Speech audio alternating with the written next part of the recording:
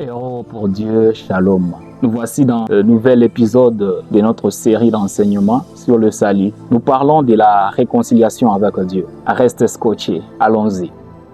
La réconciliation, quand on voit les mots réconciliation, ça nous amène à voir un différend entre deux personnes. Ça nous amène à voir un conflit entre deux personnes. Et quand nous voyons qu'il y a un conflit entre deux personnes, voilà, au final, il faut que ces deux personnes se réconcilient. Adam et Ève s'étaient mis en conflit avec Dieu par leur désobéissance. Au fait, leur relation n'était plus la même. Cette relation qu'il y avait entre l'homme et Dieu n'était plus la même, car il y a eu de différends entre eux. La réconciliation nous montre aussi que deux personnes ne peuvent plus s'approcher. Pourquoi? Parce qu'il y a quelque chose qui les empêche de s'approcher. C'est ce qui était notre cas. Nous, les hommes naissants de la chair, nous nous sommes retrouvés dans un conflit, dans un différend avec Dieu, que Dieu a voulu maintenant restaurer cela. Gloire au Seigneur Jésus. Voilà pourquoi nous allons lire un passage des Écritures qui va appuyer fortement ce que nous sommes en train de dire et que nous puissions comprendre que nous avons été délivrés de ce manque de relation avec Dieu. Car on a eu une relation parfaite avant qu'on entre en conflit avec Dieu. Une relation où on parlait, on discutait avec Dieu.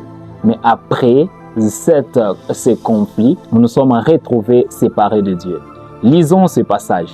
2 Corinthiens chapitre 5, verset 19. Il est écrit, « En effet, Dieu est en Christ, réconciliant les hommes avec lui-même sans tenir compte de leurs fautes.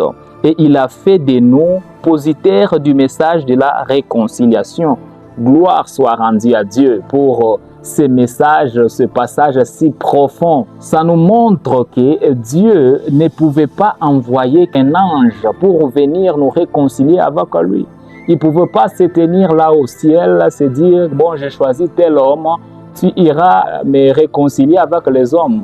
C'était impossible, car les hommes ne peuvent pas réconcilier Dieu avec eux-mêmes. Voilà pourquoi il est venu dans un homme.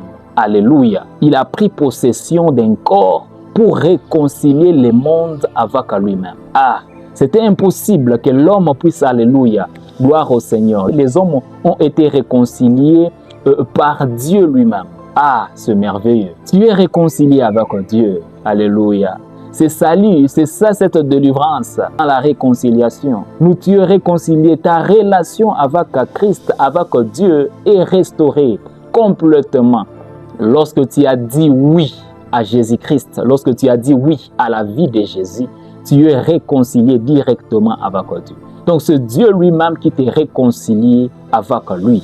Alléluia. Lorsque il a pris cette décision de venir nous réconcilier avec lui, il nous donne un ministère de la réconciliation. Voilà pourquoi, dans cet épisode, tu dois comprendre que Dieu n'a pas voulu que cette réconciliation reste seulement entre toi et lui, mais il veut que les hommes aussi soient réconciliés avec lui.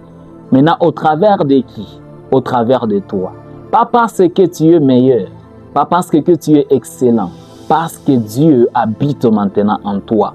Et en toi, il veut réconcilier les autres avec lui-même. Béni soit Dieu. Je viens te dire que tu es réconcilié avec Dieu, que ta relation avec Dieu est rétablie par le salut. Que Dieu vous bénisse. Je te demande de rester scotché, de t'abonner, d'aimer pour ne pas manquer les prochains épisodes sur la vie éternelle. Shalom.